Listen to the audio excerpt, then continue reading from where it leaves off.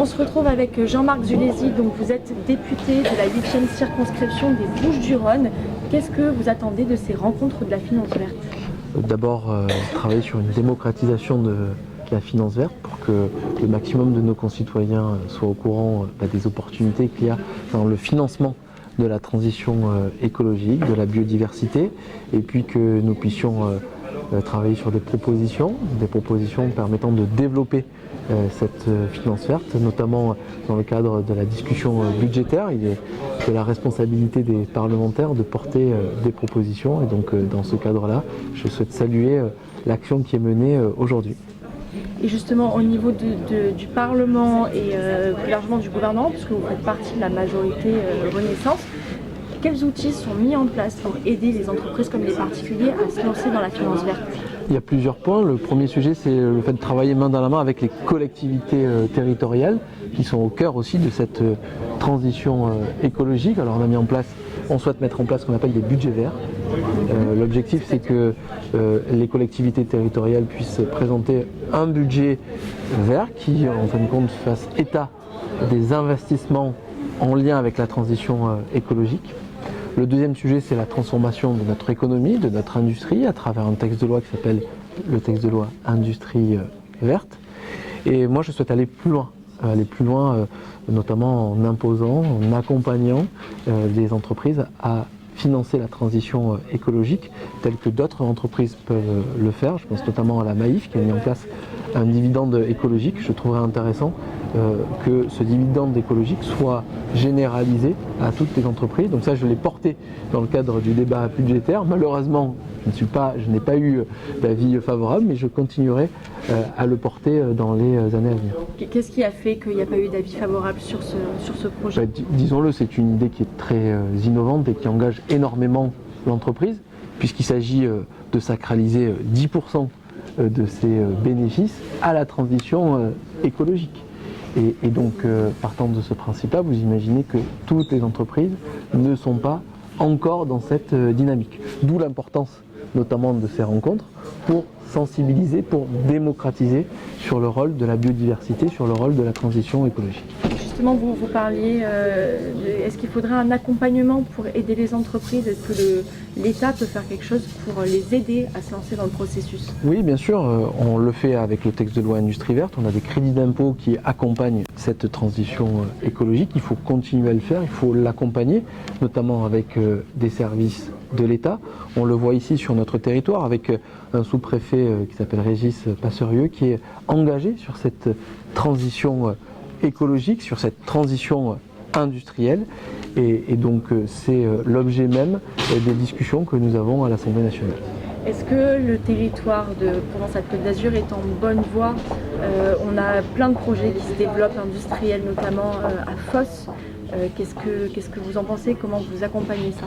Oui, je trouve qu'on a un programme ambitieux sur notre territoire, en particulier sur la métropole Aix-Marseille-Provence. On a des grandes entreprises qui vont arriver sur ces territoires. Je pense notamment au projet carbone. Et donc ça, c'est une bonne nouvelle. Il faut savoir l'accompagner financièrement. Il faut être en capacité aussi de former mieux sur notre territoire.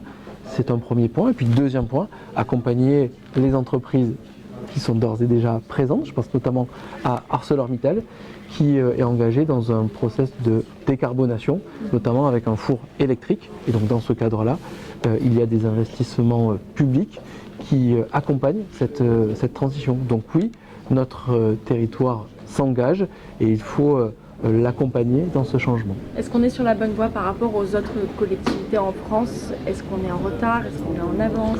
Moi, je veux avoir avant tout une vision optimiste sur le développement de ce territoire. Forcément, on pourra me parler de Dunkerque, qui est très engagé sur ces sujets, mais vous avez d'autres territoires qui sont moins engagés. Mais moi, ce que je peux dire, c'est que notre territoire a un potentiel exceptionnel, que les investissements arrivent et qu'on peut regarder l'avenir avec beaucoup d'optimisme. Vous êtes par ailleurs président de la commission de développement durable à l'Assemblée nationale. Quels sont vos travaux en ce moment? Est-ce qu'il y a des textes, des projets qui vont arriver sur la table? Alors c'est développement durable et aménagement du territoire. J'insiste bien sur le sujet de l'aménagement du territoire. On a mon texte de loi qui est passé, le texte de loi sur le développement des trains du quotidien, les services express régionaux métropolitains.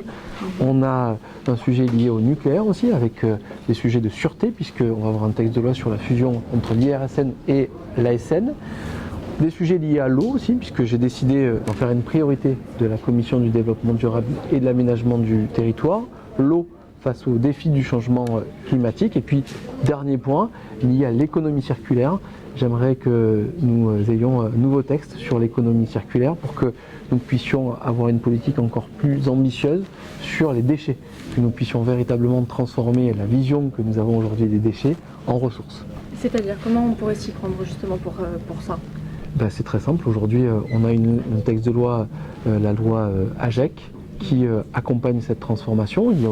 On a lancé une mission d'évaluation et de contrôle actuellement à l'Assemblée nationale. Il faut en faire le bilan et moi je pense qu'il faut aller plus loin, notamment avec une meilleure structuration des filières, un meilleur accompagnement aussi des particuliers qui souhaitent aussi s'engager dans cette démarche, de sorte à ce que ce vivier de déchets puisse être transformé en ressources beaucoup plus facilement et je pense que c'est un pan de l'économie de demain.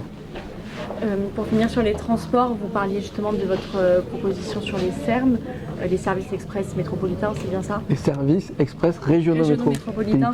C'est important de développer le transport pour accompagner la finance durable? C'est essentiel parce que on a parlé tout à l'heure des grandes entreprises qui vont venir s'implanter sur ce territoire. C'est très bien, sauf que si nous n'avons pas des infrastructures dignes de ce nom, si nous n'avons pas de logements adaptés pour accueillir ces nouveaux salariés, forcément nous ne serons pas à la hauteur de l'ambition. Donc derrière le développement de cette industrie, il faut développer, appliquer le texte de loi que j'ai fait voter à l'Assemblée nationale, tout simplement pour avoir des transports décarbonés, du ferroviaire, du covoiturage, du vélo et avoir des infrastructures dignes de ce nom.